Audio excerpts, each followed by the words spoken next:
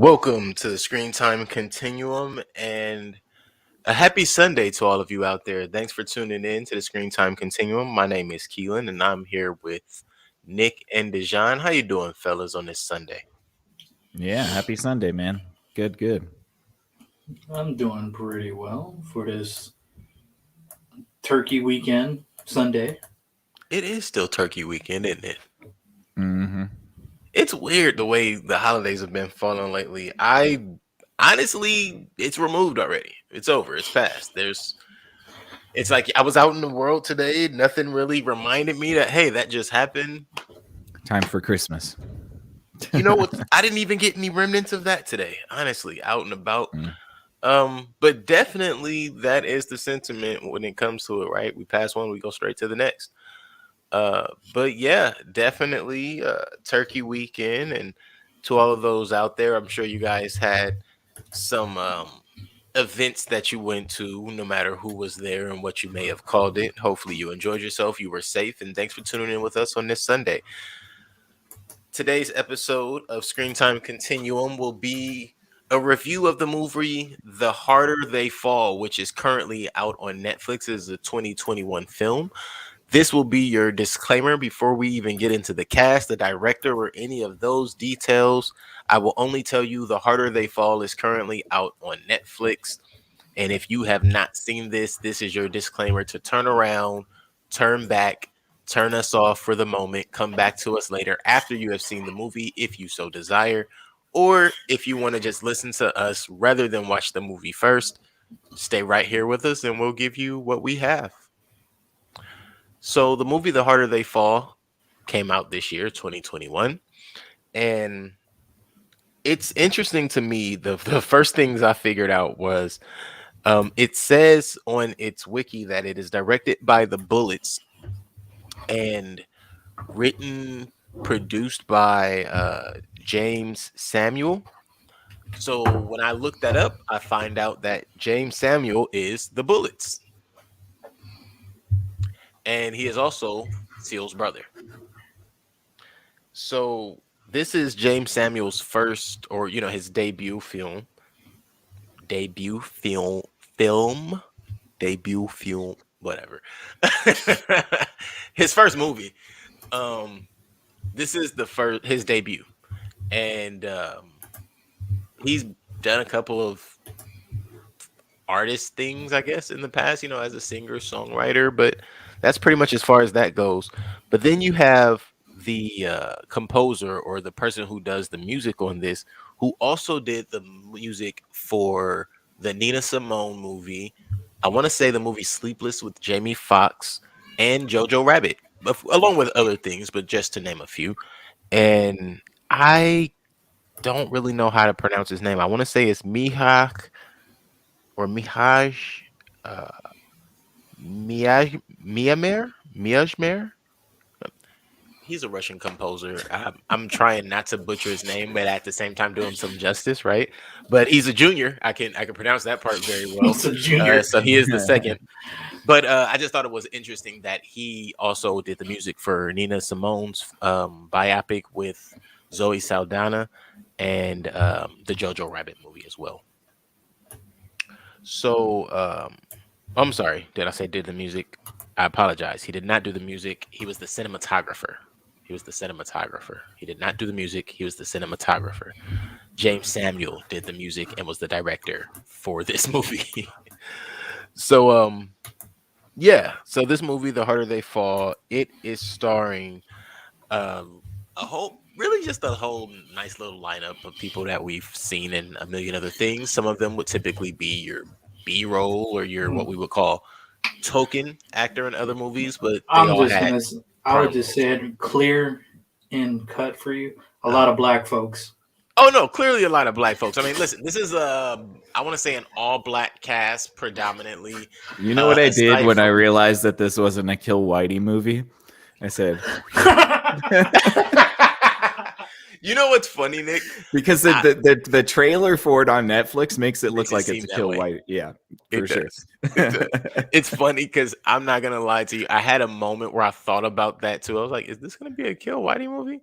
Like, what did I choose? And then I really looked at it and I was like, okay, no, that's not what this is about. Yeah. It's more of a parallel. Mm. And I really appreciated that. But we'll get into that. Mm. So this movie is starring Idris Elba, Zazie Beetz, Regina King, Jonathan Majors, Lakeith Stanfield, Danielle Deadweiler, CJ Seiler, Delroy Lindo, Eddie Gathje or Gathje? Gathje. I don't know how to pronounce that. Gathje. Thank you, sir. Damon Wayans Jr., Dion Cole, who his voice change was amazing in this movie. Woody McClain. Well, who's a comedian? I don't think I've ever seen him in anything so like. This was actually a semi-serious role for him. Michael Beach, Dylan Keenan, who I would say is our only casted a white actor. Andrea B. Let's see who else was in here. Ernest Marsh, Michael Terrell Williams, Natari Moine, DeWanda Wise, and Jacoby Howard. I thought it was a really short cast, if I'm being honest. Yeah, You just named like 20 names. How are you going to say it's a short cast? No. It's funny. Listen, I looked and I even counted, and you're right. Where I think it's at like 18. Yeah. You forgot Michael B. Jordan. he's in there somewhere. He's in there. I'm sure he may have been in there somewhere. Oh, I get you. I'm with you there. I'm with you. I thought the same thing. I was like, all right, there's like 2 people missing, and that's everybody from this era. Which isn't a bad thing, but I felt like it was a small cast in light of with the type of movie this is. Westerns usually have like 300 extras, and that's what I mean in regards to that. You know, like usually we have all of that, and then that makes the credits like an extra 4 minutes long. But that wasn't there. That wasn't a thing. So this movie is really about a guy who was done wrong by an outlaw when he was a kid. He killed all his parents and his family, and he hunted him down. And that is really the story Western, of this movie, you know. But right, I'm like, and that is a Western. I love everything else that kind of leads up to that. There are a few things that made me like, whoa, okay, well, all right, we could have did better there. But if you just keeping in context that this is supposed to remind us of the old school Westerns, embody all of that those were. Sometimes you had those left field stories that didn't play out except in maybe 3 scenes, and that's how much sense it was going to make. But that is my opening take on this movie. Nick and Dejan, how did you guys feel just opening? Do you want to go first or you want me to go? Do it, Nick. Okay. I actually kind of enjoyed this movie. I thought it was pretty fun. I'm a sucker for Westerns. I like a good Western. I enjoyed the art style. The art direction was really good. I love the color palettes and the designs and stuff like that. Music was great, obviously. Really solid music. The actors were really, really good too. I didn't feel like any of them did a bad job with what they were given. It was pretty funny. So yeah, it was a great Western flick. A great Western flick. I think I like it better than Django. I definitely like it better than Django. Yeah. It seems like this was a better thought out movie, at least in my opinion. It was still violent like a Tarantino movie, kind of shot like a Tarantino movie too, a little bit. Especially when they're in Redwood City, which is just basically a backdrop. Like you can kind of tell they made it so that it looks like a backdrop, like you're just on a studio lot. You're on a stage, right? Yeah, and I thought that was cool. So yeah, I enjoyed this movie. I thought it was pretty good. There is moments where I thought they could trim the fat. I think 2 hours and 19 minutes might be too long, but not many complaints after that.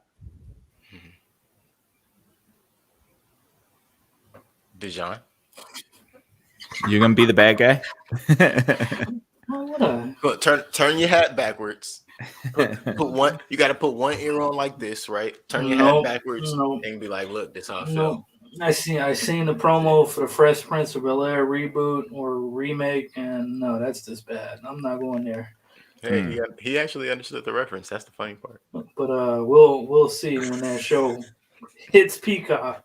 Why does it need to be remade? It is My going to God. Peacock, isn't it? I didn't even think about that.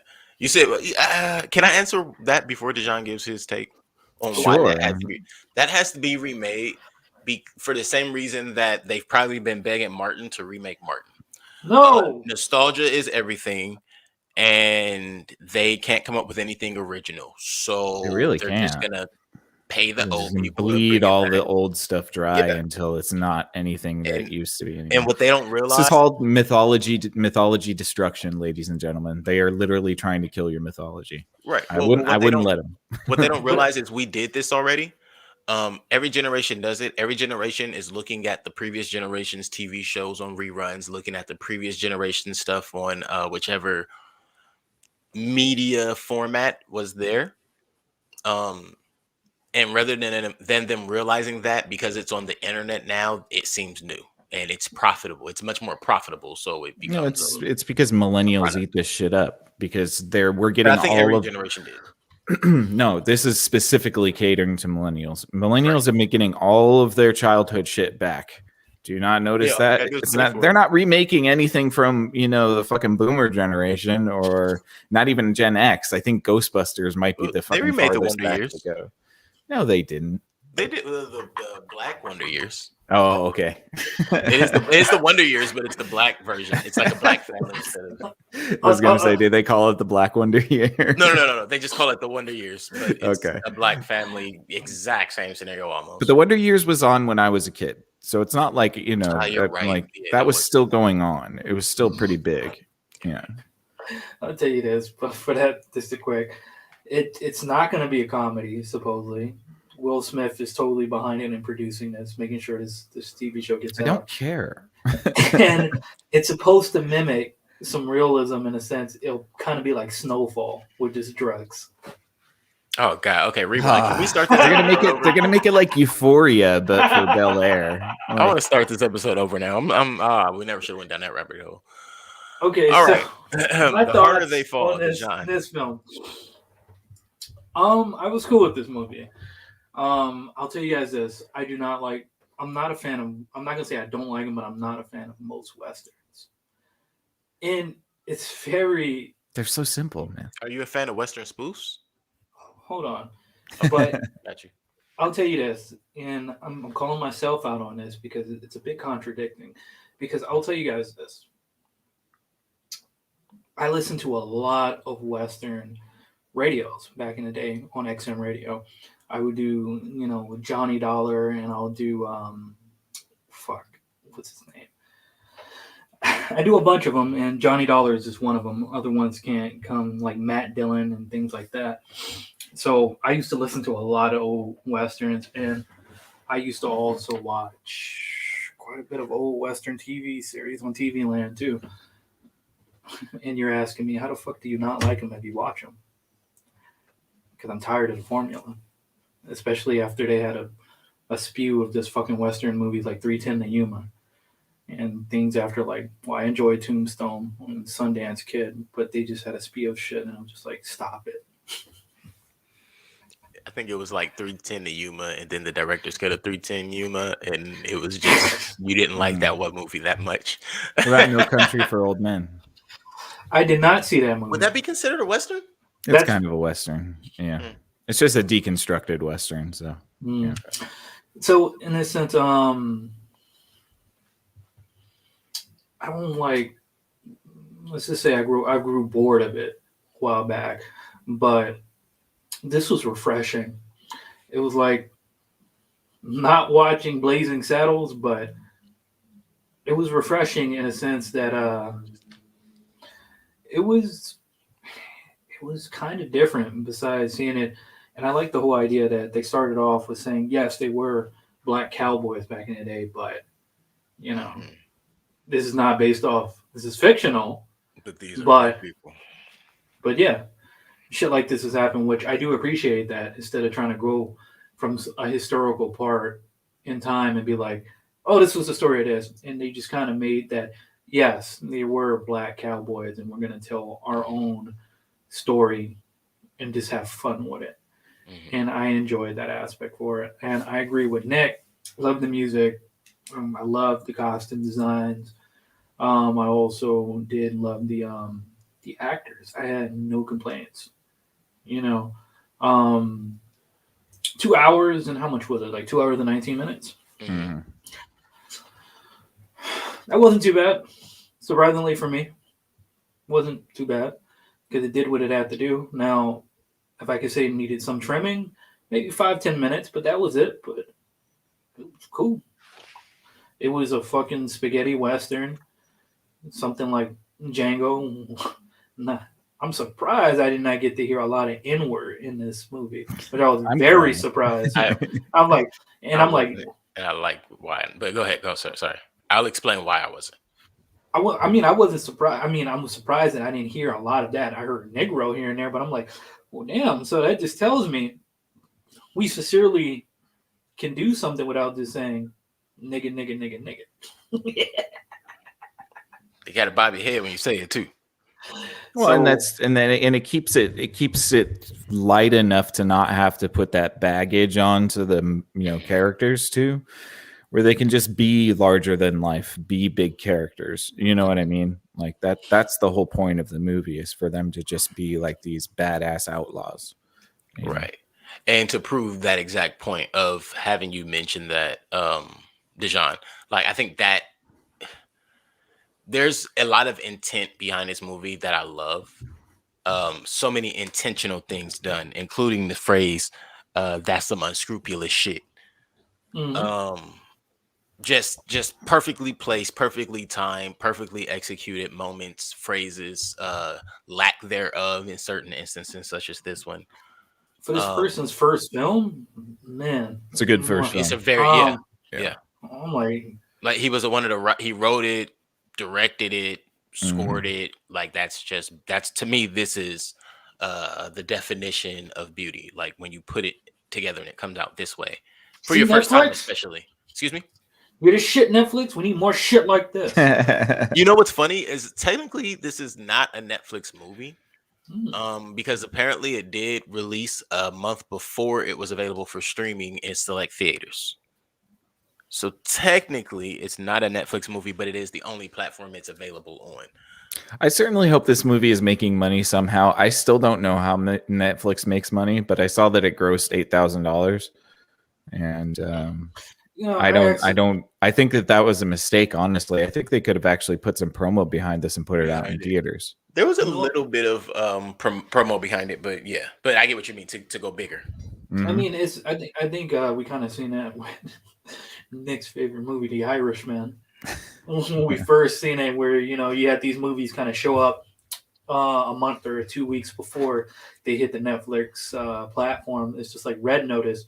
I mean, I guess they kind of wisen up. Well, I know that's the Rock Studio too as well.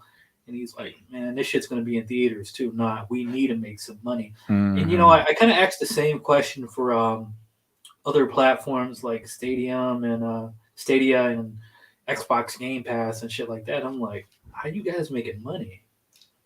I mean, I don't know. I think it's a money laundering. No, you can't make that much money on subscriptions.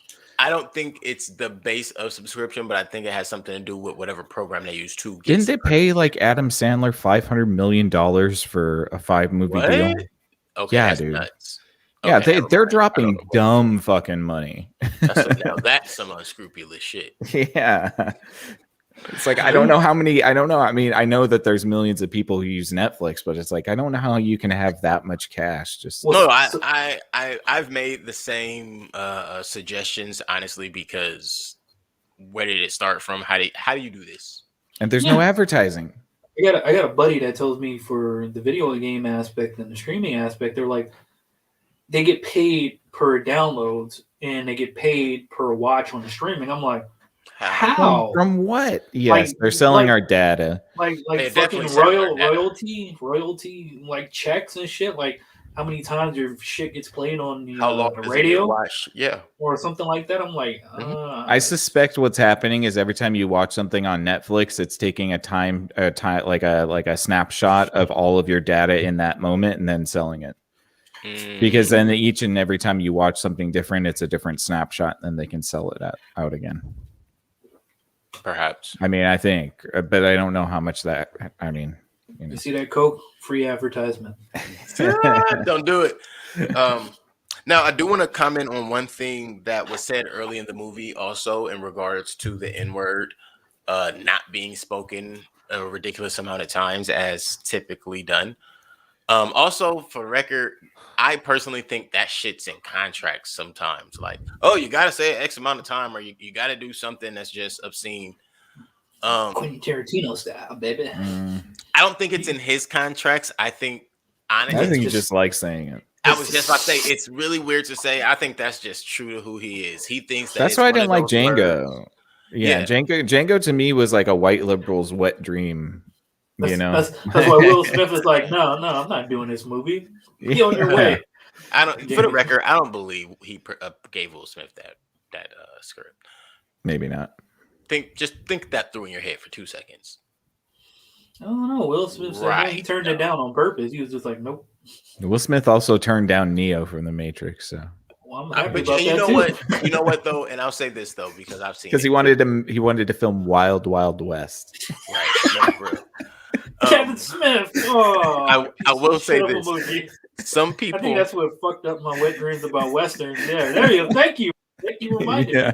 Some people do see scripts. I'm just saying whether or not was offered the job, but to see the script, that I'm not arguing that at all. The point I was going to make is early in the movie, the statement was made that anyone who utters any word that even starts with an N was going to get killed, and I think that was kind of to set the tone that there will be none of that. Like that's not a line that we really need to abridge. And to me, it also sets the tone that these were intellectual enough people to not have to resort to that every 2-3 lines, every time they needed to make a statement, every time they needed to call somebody, or you get what I'm saying? And it was very colorful with the language. It's not as if they didn't curse and say fly things to one another. It just wasn't. Also, I don't think in like the 1800s they were using the A. I think they were using the hard ER. So that would sound really harsh on a movie. Yeah, that wasn't even used in a place where they were out of place. But we'll get to that. Right. So this movie, boy, quite a bit. They didn't use boy, not boy, but boy. Growing boys. So this movie begins. We see young Nat Love, and again, he loses his parents, as I stated a little earlier. And we learn that he loses his parents to the hands of a man named Rufus Buck, who leaves a mark in his face on his forehead of a cross. And then that's pretty much all we get really early. And we jump straight from that to an adult Nat Love killing the henchman of said one Rufus Buck, who has now become a priest and has a scorpion tattooed on his hand, which is how he was easy to find, or he was capable of being found. Seemingly it took Nat Love some time to find him, so that would be believable. Because you can't really hide a tattoo of a scorpion back in what would we call this, the 1800s, the 1700s? Yeah, like 1880. It's called the Red Dead Redemption time period. Yeah, that is 18. Yeah. So, okay. You want to play the game? Hey, part 2 particularly. If only it had such free range. So once that happens, we really go through a bevy or a level of really just being introduced to every single character. Right off bat, that's really what we go through. That's the sequence. So we get introduced to Nat Love.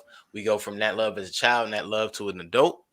What did you guys think of our introduction to adult Nat Love as he kills? I don't even think we caught his man. His man caught his name. The guy with the scorpion hand. No, I don't think we need his name. This is true. Bad guy. At that point, we don't. I like Jonathan Majors. I think he's got a good presence to him.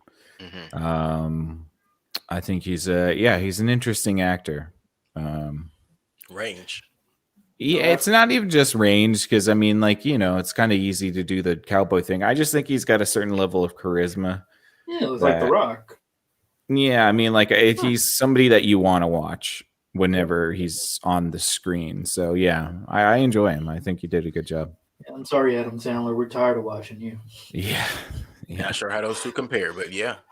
No, I mean it compares in a sense that, like I said, like kind of like The Rock, where I see this guy after my first time ever seeing him in anything he's ever done was basically Loki, as he played Kang. I guess Kang, and I'm just like, all right, so I'm expecting to probably see it. I'm like, I do see some of that aspect as he played that character in him, especially facial expression wise, and I'm just like, but I like your presence and where you're going with this character.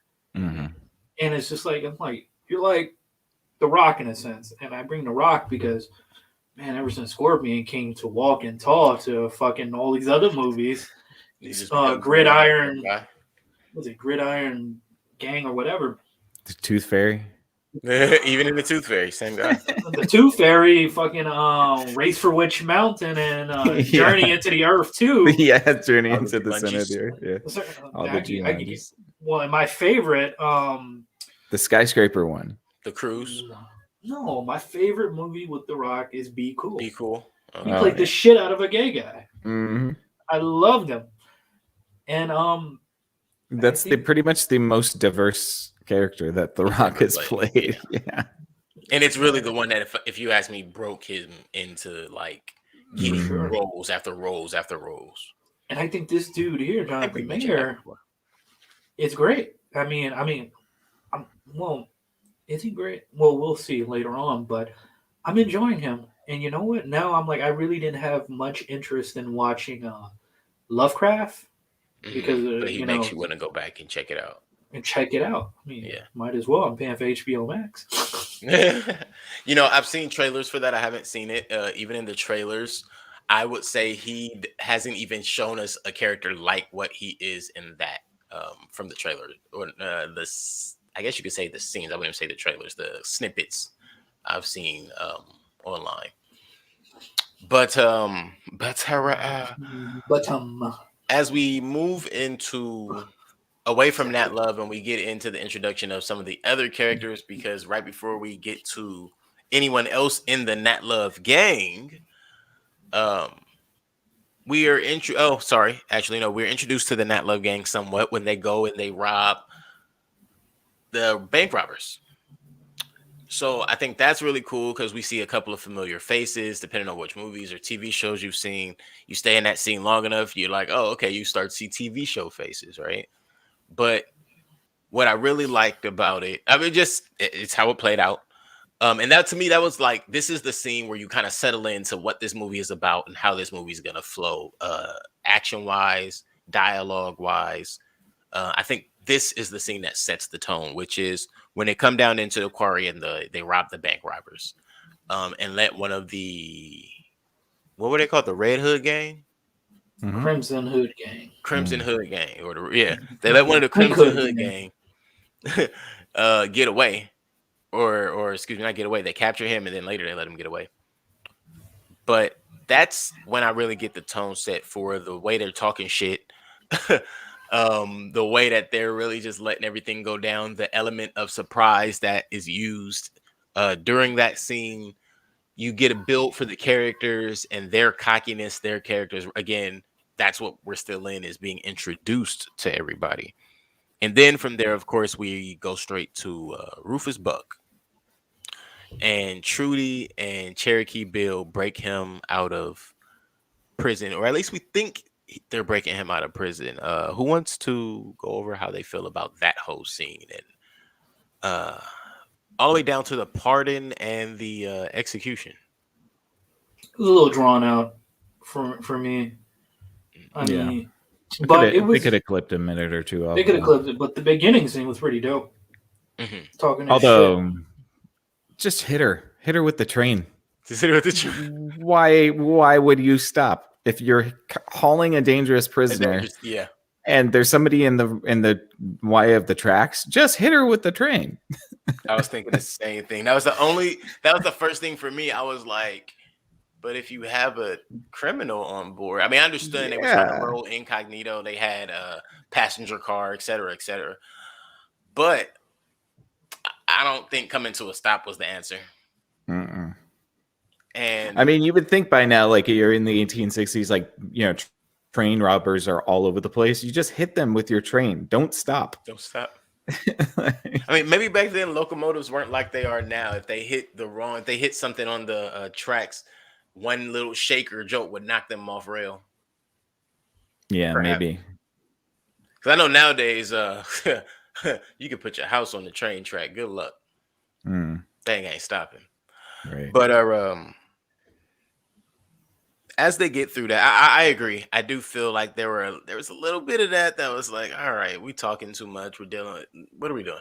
Are we even in the right place? It was so long. I'll say that it was so drawn out. Really, at one point, I did think to myself that they were going to give us the old whoops a daisy, like, oh, we're not doing that yet. I know you thought that's what that was, but that's not what this is. And I was really glad they didn't, because that would have made me upset. Like, cliche time, and they didn't really go cliche. They kept it somewhat original.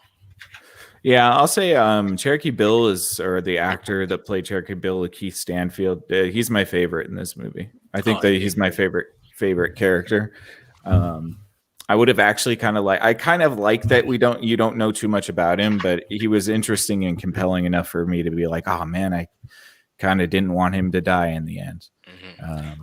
A little bit. So. I like that. If you really put him together and you're listening and you're paying attention, you realize he is a Cherokee named Bill.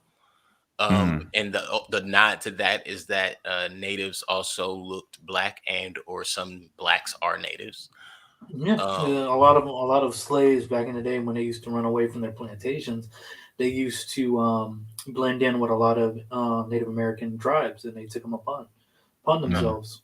So I only know that because diving into my history, we have a lot of I looked into a lot of old portraits, and we had Native Americans in our family, and I was like, oh, damn. Very nice. See, look, history lesson right there. Something I also did not know. We're not doing no dancing with wolves shit here either. You know what? If this wasn't a movie podcast, I'd be like, people wouldn't understand. But hey, guess what? It's a movie podcast. So if you don't get it, you might want to get familiar sometime soon. And if you want to watch it in space, watch Avatar. Mm-hmm. Oh gosh. That is so. I don't think I've ever heard that before. You might blow. That might just blow. Pocahontas, Avatar, Fern Gully. It's all the Fuck that movie. The conqueror coming to the savage lands and joining them. Always.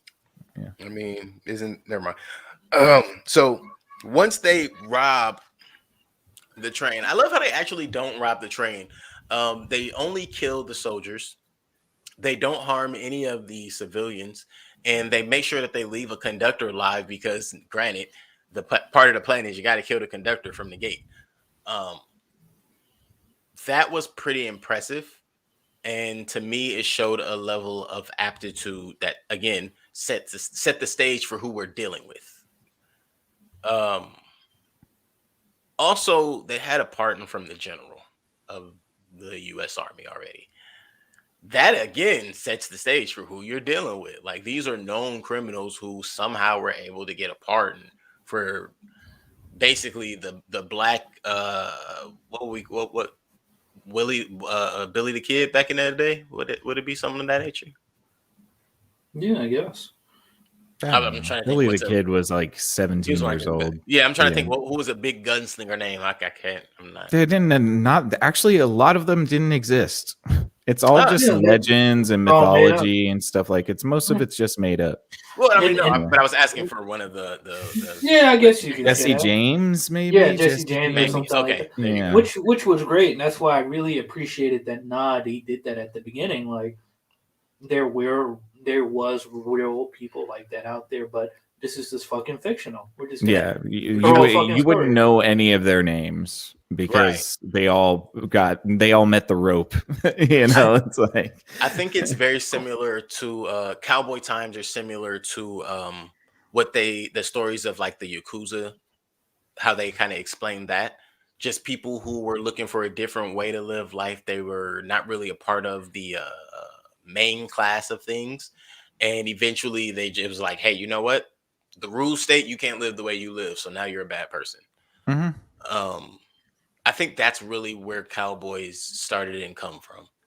Definitely. It's the expansion of the Industrial Revolution, and homesteading becomes less of a thing. Cities and towns become bigger, so everyone wants to live there. I mean, it's Red Dead 2. It's literally Red Dead Redemption 2, where it's like you're an outlaw, and then all of a sudden the world is modernizing around you, and the world closes in on you because there's nowhere else to run.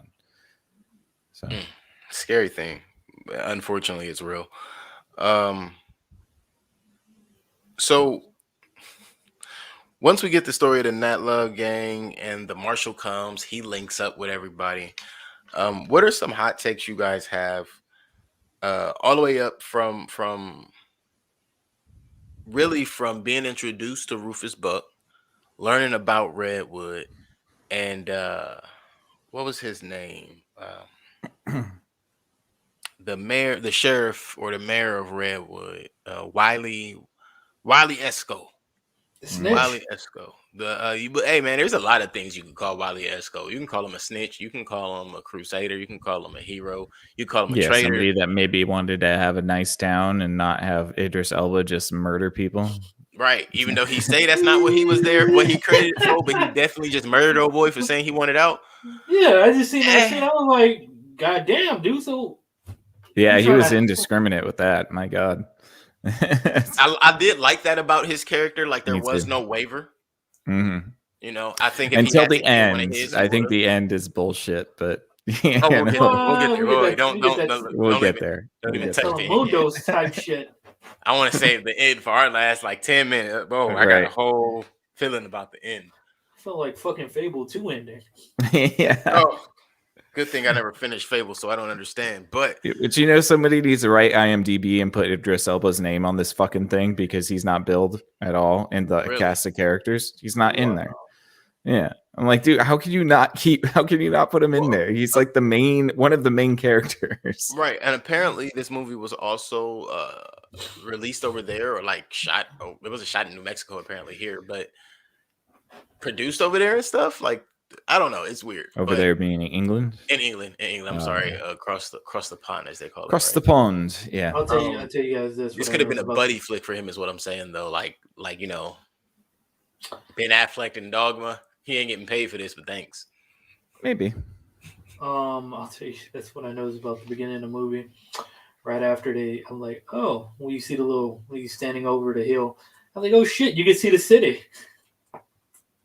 Like, you guys fucked up on that cut, but who cares? Yeah. I missed that. Yeah, maybe that was like a Mel Brooks kind of a shot on purpose. It is the first movie, so couldn't afford to get that edited out. I don't want to see it.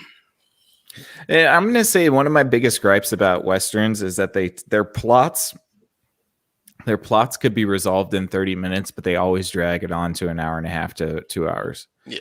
I mean, like, this plot isn't that substantive. It's a revenge story. I got to go kill the guy at the town, but it takes 2 hours and 19 minutes to go kill the guy at the town. Right. I like the Jim character a lot. As we lead up to Willie Esco and all of that, I like the Jim character a lot. I don't like how he had to go, but he had to go because that flashy shit to get you killed, son. It's all foreshadow. It was all foreshadow. Most of this movie is foreshadowing, except for the end.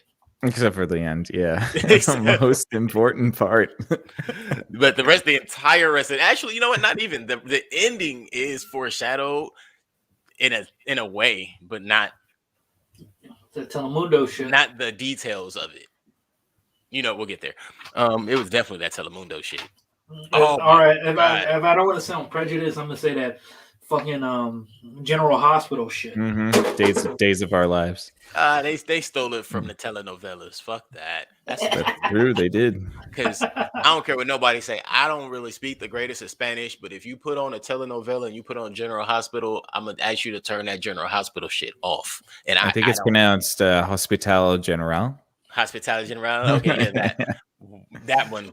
The English one gotta go off because the actors don't do it no justice compared to the Spanish versions. Listen, nobody does it like that.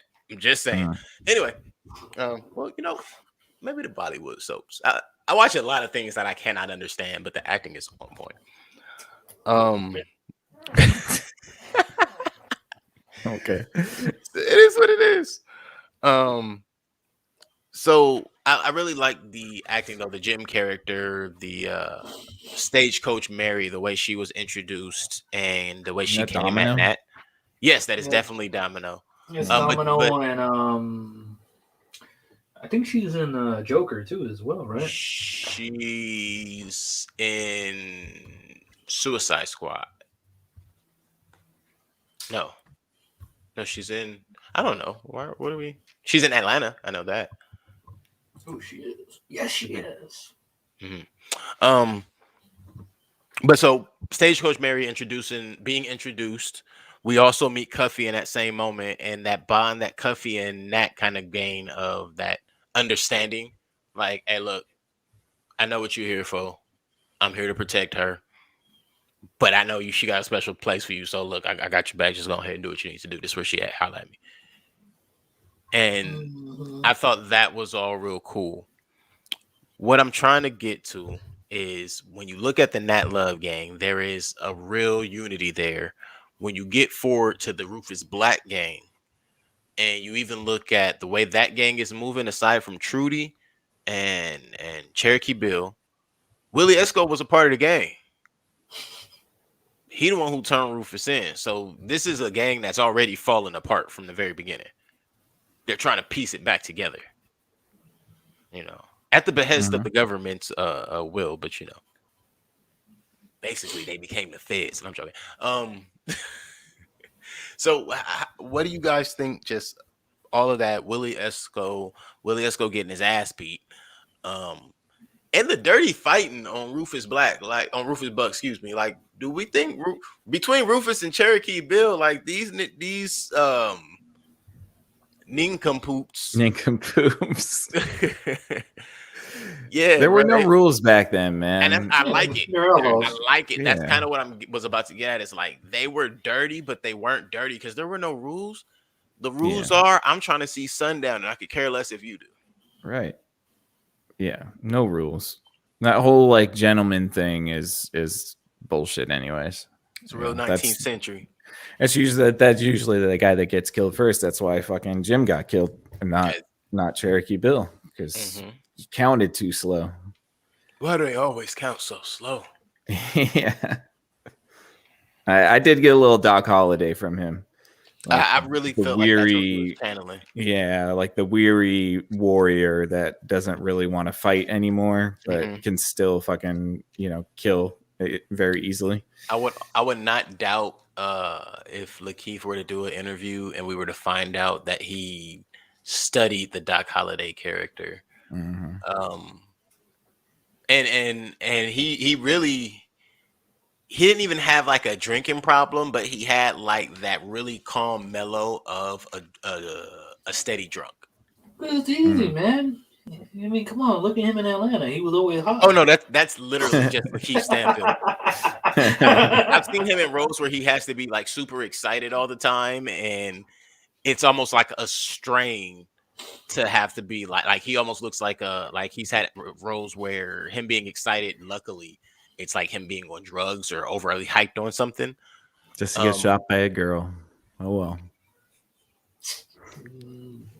That's not I don't think that's the first time that's happened to him in a movie either. Hey, but the thing is that it was fucking foreshadowed because she's like, bitch, you ain't the fastest.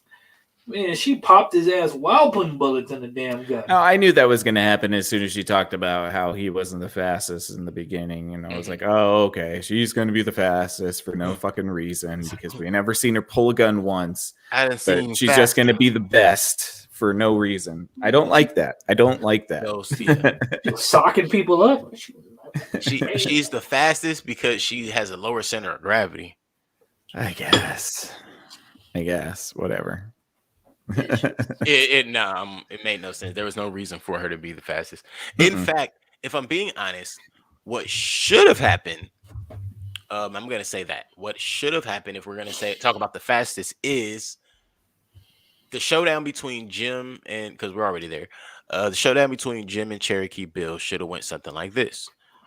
Cherokee Bill shoots first. Jim goes down. Jim don't die. Jim shoots again. That ain't fair. She steps in. They stand off. There's something legitimate about it. She actually shoots this fool the right way. The way it happened, I feel like she jumped the count. Oh, she did. Yeah. Well, there was an account this time. Pop a cap in his ass. And that's why I feel like she jumped the count. Because I was like, so are we waiting on the count? Or pow? Oh, wait, what were we? I was still waiting. Look, this is me as the viewer. What were the rules? Oh, wait, there were no rules, right? Right, we just shooting, folks. Now, don't get me wrong. I liked that she won, but I was confused up until the moment I had to remember, wait, this is a Western. There are no rules. So all the 5 seconds, I was confused. But overall, even when they went to Maysville to rob the bank so they can get the monies. Now, this is what I didn't like. I did not like, name is not Domino. Why'd you do that to me, Nick? Stagecoach Mary. I didn't like Stagecoach Mary going in for recon. I was like, oh, well, we know how this is going to play out. She's going to go in and get caught. Like there was no other way for that to turn out. No, that I did not like. But again, it was steady and true. I watched quite a few Westerns when I was younger. I haven't watched a lot of them in my adult years, but I can remember watching like 4 movies in a week, and it was the exact same climax. The climax was always somebody got kidnapped, and you had to break them out of the jail and get past the sheriff, but you couldn't kill the sheriff because it's the sheriff, or else this.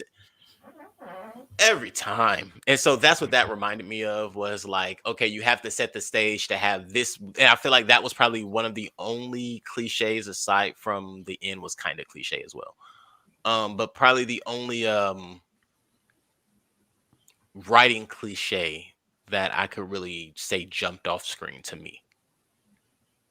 You know, because that was just, oh, we have to have somebody kidnapped so that we can go in and save them. Can't we just go in and shoot up the bad guys because we know that's what it's about anyway? Can't we? Yeah, why give them leverage when you're about to go confront them? Right. Yeah. So for me, that was probably one of the downsides, but that took us to without that, we don't get Maysville. And just so you guys know, Maysville, it's a white town. It literally is. So funny. Very funny. Yes, everything in the fucking town is white for some reason. Because white people don't know how to paint. They don't know how to use color on things. Nothing. No, they don't know how. That's why they hired Hispanic contractors, dude. Come on. Yeah. Listen, let me tell you. At first, I was like, "Oh no, it's gonna be some racial shit going down when they get to Whitesville." And mind you, they kept saying Maysville. I kept hearing Whitesville, and I was like, "That's me. That's not the movie." No bullshit. That's all I could say is that's me. That's not the movie. So you were laughing because she had to open up an account too. Oh no, not then. So I'm sitting there, and when they roll into the town, and everything is painted white, I promise I just cover my face because there's like tears brimming. Because it's like, dude, did you have to be so overt? Like there was no. I don't understand the joke, but I guess it's funny, right? It's like going back to a black exploitation movie, and that's what this movie was. Right, it's spaghetti western. So it's like you going back to seeing something like "I'm gonna get you, sucker," and it's like, or Even what's that movie called? Undercover Brother with the mayonnaise. Yeah, exactly. Like, oh, you want any hot sauce? Ew, I have mayonnaise. What? You eat what? Mayonnaise is good. I know plenty of black people that love mayonnaise, but for whatever reason, it's called white people hot sauce. Fuck. Hey, blame Eddie Griffin. I didn't come up with that shit. So the joke, though, as far as Whitesville, or at least I feel like the joke is There's when no you watch joke. a lot It's of- just white. Everything is white. No. I mean, But it's a like- connotation for me. I feel like there is a connotation though, like a correlation of when you watch a lot of old westerns, there's always like some, if there's a black person in the town, like if you're lucky enough in the western to get a black person in the town, there's probably going to be like some ultra racial shit, racist shit going down. So when you have like this all white town, it's automatically like, oh, I don't belong here. Nope. You know what? No, not for me. Don't feel bad. I'm I playing just the don't real- understand why they can't have color on their buildings. It makes no fucking sense. No, I think that goes Why to what is we said at the why is the beginning. black town They don't do none of the work. like painted like a United Colors of Benetton store, but the fucking the white town is literally all white everything? Because how else would you know it's a white town? Maybe just the fact that they're white people in it. I don't know. No, but then you might walk in there and think that you can go and get money out and not have an account Right. or open an Not account. them. No Yeah. black folks in that town whatsoever. That's why they laughed at him like, "Fuck out of here! You've never been here. Get your ass out." Bro, You're okay, like the so pink elephant in the room. I thought that was so subtle and shocking, but it was so fucking hilarious. Like, wait, did they really just? They're laughing as a. Oh, this is great. Oh, yeah, nope. This is how you get shot. Honestly, This is how you get shot. I was waiting for the N-word to pop up. So, No, but by this point in the movie, I knew it wasn't coming by this point in the movie. And I think that again, either that or I think that was also part of on the train for sure. But I think that was a part of the whole thing in the beginning was kind of just setting that tone, like don't expect it, like it's not happening. Just get it out of your head. Don't worry about it. It's not a thing. But so once they rob Maysville, I also noticed the Jim. I had to remember his name. No, that wasn't Jim. Bill. Bill is the sniper. That Bill was there and he just got away. It's like nobody saw him sitting in the cut just shooting at everybody. I expected that to go a little, him to have a little bit of showdown, probably have to get into some fisticuffs to get out of there. That was kind of an in and out. But again, sometimes in Westerns, as I said, I remember watching a few of them when I was younger. There's kind of like just those in and out scenes. You got to rob 3 and 4 banks in a day, and there's no hiccup in 1 or 2 of them. And then there's that one where everything just goes crazy. And you end up having a shootout and yada, yada, yada. But after that happens, they go and Wiley Esco shows up with a barrel or a wagon of guns. I don't know if I'm trusting Wiley Esco. I don't. Thanks for the guns, but He took his city, man. Mhm. Took his meal ticket away. Like, fuck you, man. Sound like a woman scoring to me. Take your loss, boy. But yeah, so once Wiley Esco comes, he got his guns, then they get on down to the town. And I really like that first decoy wagon. That was smooth. And old boy bet his right arm, didn't he? Now, did anybody catch which arm that was that blew off? That was his right arm. Was that his right? I thought that was his right arm.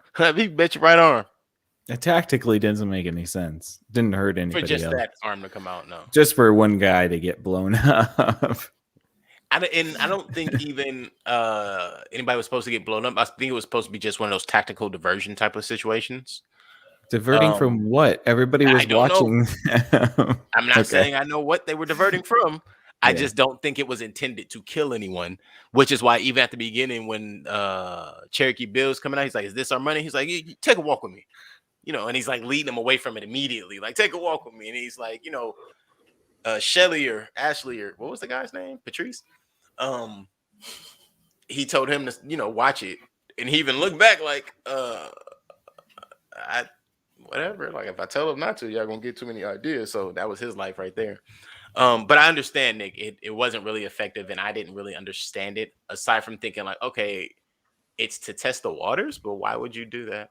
I'm supposed to get Yeah, things you might as popping. well. You should use it for an ambush if you're going to do anything. Yeah, it was like I didn't get it. I understood blowing the money much later. That made sense. And Kind that was of. really just to piss. Oh, that was just to piss Just a Rufus Buck piss. off. Yeah, right. Um, Would have been nice to have that, $25,000 to ride off into the sunset, though. don't you know? I mean, perhaps they didn't blow it all up, but according to Maybe what we not. saw, they blew it all up. It looked like Yeah, it I was hope all they up. tucked away some in their suitcase. $10 a piece back then would have bought you a house. Yeah. He ain't worried about it because he basically got a sugar mama. She got That's saloons right. and She's shit. a restaurateur. Yeah. And the marshal's like, "Hey, he's my fucking she's my deputy now. So fuck it, goodbye." Yeah, Everybody's pretty much set. everybody is said. You were absolutely right. Excuse me. Yeah, the scene, the whole shootout scene, I thought that was really nice in Redwood, really cool, nicely done. The blood splatters with just matter in it and sediment, and that was awesome. The blood was great through the whole movie. That whole sequence was a little bit long, in my It was opinion. long, But it was good. It was fun. But it took up forever to get to the final showdown. Mhm. You Yeah, had to there were a go couple through of, every character dying. I was just gonna say, I'm like, there were a couple of moments like if we're gonna go character by character, then we don't need to see every step that each character takes. Yeah, no. But I almost dare to say I understand why, because it gave you that moment if you were connected. A lot of times movies, if you're connected to like the second main character or the third character, you don't get like too much on them when it comes down to climax time. You only get that Mm. really main character thing. And I think this movie was trying to give you that for every single character. And it executed on that, but like I said, I agree with you that we don't have to see every single step. Yeah. But I enjoyed it. I can't say like if I was to be in the editing room and somebody's like, this will make it better. It's like, all right, fine, let's leave it. Let's try it out. Let's try it out. It looks good. It looks good. Let's try it out.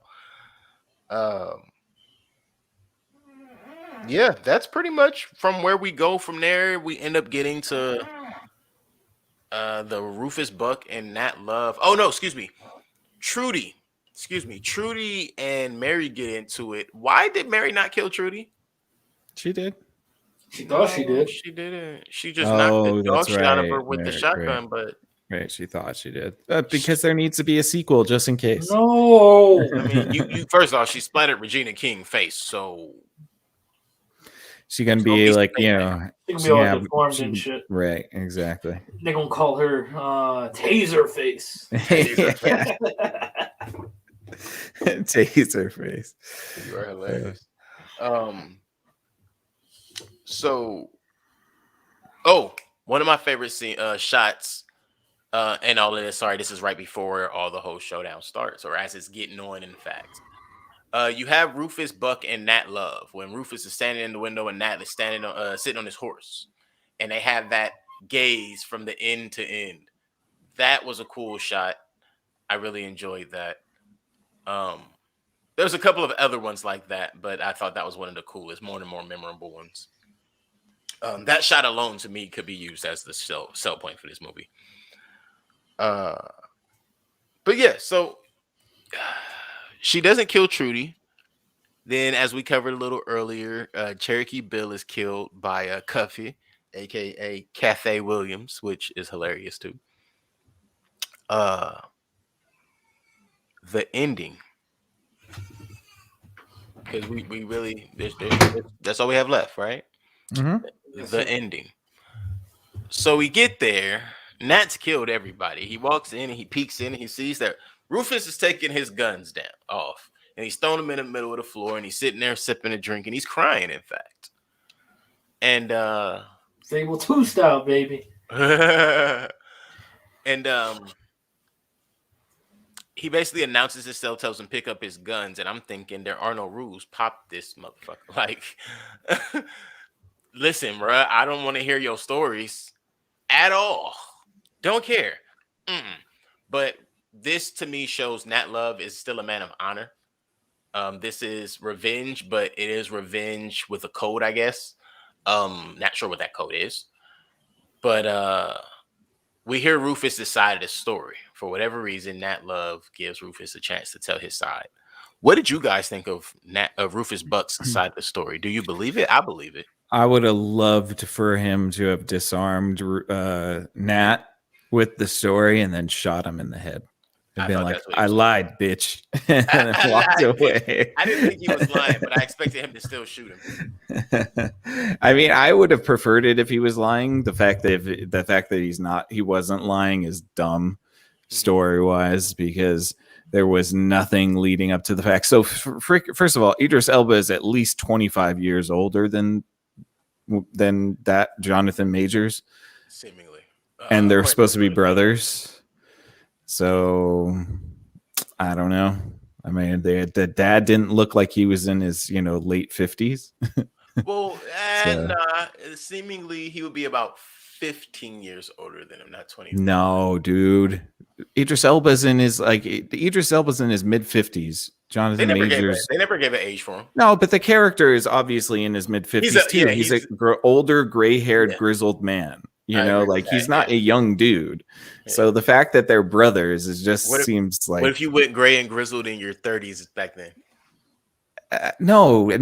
Idris Elba's not playing a 30-year-old. No, he doesn't need to. I agree with you. It makes more sense that he would be an older man because he's been in the head of a gang for a really long time. He's been an outlaw for a really long time. Wouldn't make sense that he's in his 30s. I actually think Jonathan Majors' character would be in his early 30s. Maybe, if that. Yeah. Like late 20s, early 30s for his character. And considering his gang, but the success of his woman, meaning there's been some years of effort and things put into these things. You know what I mean? But they're still young enough to be going around traveling and robbing robbers and all of that. He pulled the Darth Vader on him, and I didn't think that was necessary. I like that. Yeah, I mean, that's what it is technically, right? And it's just I did like Jonathan Majors' crying face. He was very good at crying on demand. That was cool. Mm-hmm. But that unnecessary. I don't know. That crying was a crying of turmoil. He was just crying a lot. You dumb motherfucker! I'm still killing you.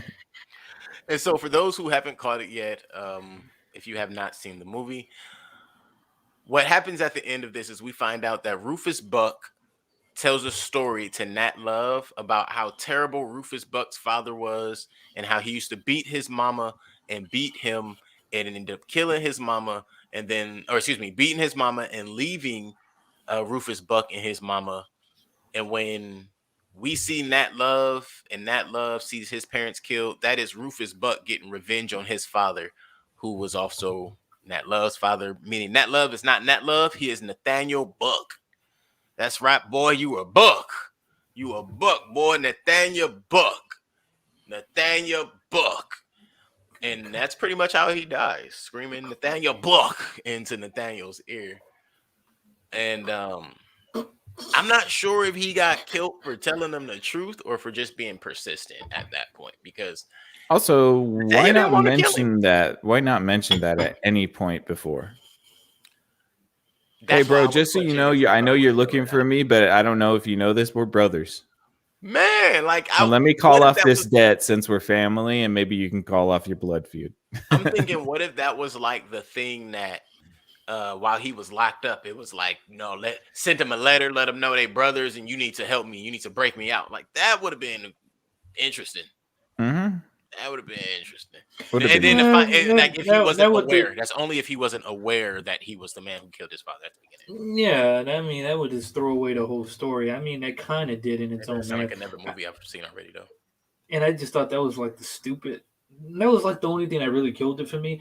Because at this sense, I'm that beginning part was maybe he's I'm not that person anymore. I'm the first thing I'm coming to, he used to probably run in his dude gang. Or, he snitched on him, be you caused me some money, or I need you to come back. Or, no, I'm not coming back. I went to this life of Family Man, but no, we get this Family Man. this fucking Darth Vader. Basically, like I said, this telenovela shit. Mm-hmm. I like telenovelas, so I can't even say like. And let me Very be soap clear, I opera. didn't per se dislike the ending. It was like just a big loop for everywhere the direction this we're heading. It really was just a good revenge story. Like Bad Boys 3, right? It just wasn't necessary. It wasn't necessary to tie them familially. Damn, that was a revenge story too. Yeah. It was not necessary to tie them in a family way, but it was like a revenge against revenge against revenge, kind of like that endless cycle. And what I was left thinking at the end of this movie was when he ends up having that plot set for Nathaniel Love or Nat Love. What it made me think was, does he believe what clearly Rufus believed, which was their father was the devil, and when he decided after so long to pass it on or no longer be that, and he left Rufus, he inherited the devil and became the devil, and by Nat taking him out and the fashion that he did, which Rufus said he couldn't do, which was kill his brother, he now has inherited the devil. Yeah, that would have been a cool concept. Mm-hmm. I guess we'll have to wait for number 2. No. I think the devil is just that skill of being a Bro, the really devil's murderer. white, man. Whoa. Damn. They said it in the movie. No, Yeah. yeah. No, They said that. no. The devil's They Ronald said- Reagan. What are you guys talking about? The devil or the white blue-eyed devil? No, we're talking about Ronald Reagan, I'm dude. confused. Oh, jeez. Teddy Roosevelt. Teddy Roosevelt. All right. That's Well, the new devil now. let's get to closing thoughts, I think. Oh yes, Vanglorious. So any other points you guys want to point out about this movie? No, sir. I like the quotes. I like the continuous quotes. At the same time, I thought there were a few quotes that were not necessary. Not sure why we were quoting Napoleon. That was like, okay, bro. That was probably the biggest standout. Like, okay, a lot of the other quotes were really good, or the moments, but why are we quoting Napoleon in this moment? And then I even ran it back to listen to the quote again. Like, is it? No, it doesn't even make sense in this moment. Like, all right, whatever, fine. Let's move on. But hot takes. Like this movie, almost love this movie. Would definitely watch it again. Wardrobe on point, scenery on point. There was one thing in wardrobe I questioned. My wife kind of made it make sense to me, or not made it make sense, but she said something that made me think like, okay, that could be what it was, but I really can't verify. Lakeith in one of the scenes, and I think it was only this one scene, was wearing a diamond stud earring. And it was like shiny, like it stood out. I didn't really look for it throughout the movie, but I did catch it in one particular scene, and it really jumped out to me. It was like, wait, is that time accurate? I don't know, and I just kind of left it at that because there was still gold and diamonds around at that time. I'm just not sure to what extent when fashion is concerned. There's a pretty small. They were putting emphasis on grills. Who had a grill? Wiley. He did have a grill. But people had mouthful of gold way back then, and that wasn't per se a grill. Like he actually had gold teeth, and we knew that from when they got knocked out. I liked that as well because that put a little more. Like they didn't have what plates to put over their mouth, or there wasn't shields. Like either you had gold smelted in your mouth or you didn't. So I like that he had to have that junk knocked out, and it was worth something. But yeah, so I like the actors. I like the movie. I executed greatly. Of the few things that I could point out that were like, whoa, was that? I don't think they ruined the movie or really changed the movie in any way. So that's really all I got. And what you guys got after that, we can do some ratings. Kills were awesome too, for the record. Yes. That's it for me. I really can't say much from what I said earlier at the beginning, but just give my final thoughts through the ratings. And with that being said, I'll just go first real quick. So for me, I'm mixed on westerns, but this was one western, particularly spaghetti western, I actually really did enjoy. Casting was great once again. Score was great. Actors, I mean, I already said casting, but there was some shots, pretty funky. It was fun. I enjoyed it to a point where some movies where coming up to that climax, I don't get my heart is not beating like that. Was just like, yeah, let's do this. I'm waiting for that big showdown, and I was fairly satisfied until at very end. Like, come on, I was expecting like either both of them dying, in my opinion, and just calling it a day. But it is what it is. But it didn't leave a terrible taste in my mouth, but it did decently. So if I got to rate this bad boy, I'll rate it as an 8.5. Your face. Very nice, very nice. Like I said, there's little bits that could have been trimmed off from the dialogue to some bits, but yeah, it was an enjoyable movie. I'll watch it again, but I do not want to see a sequel. Yeah, and clearly this sets up for a possible sequel, but yeah. Taser face. Yeah, I like this one too. I thought it was good. I thought cinematography was good. Art direction was good. The soundtrack was great. Cast was very good and interesting. The storyline faltered for me a little bit. It just wasn't as interesting as all the other pieces put together. I think that's probably the weakest part of the movie.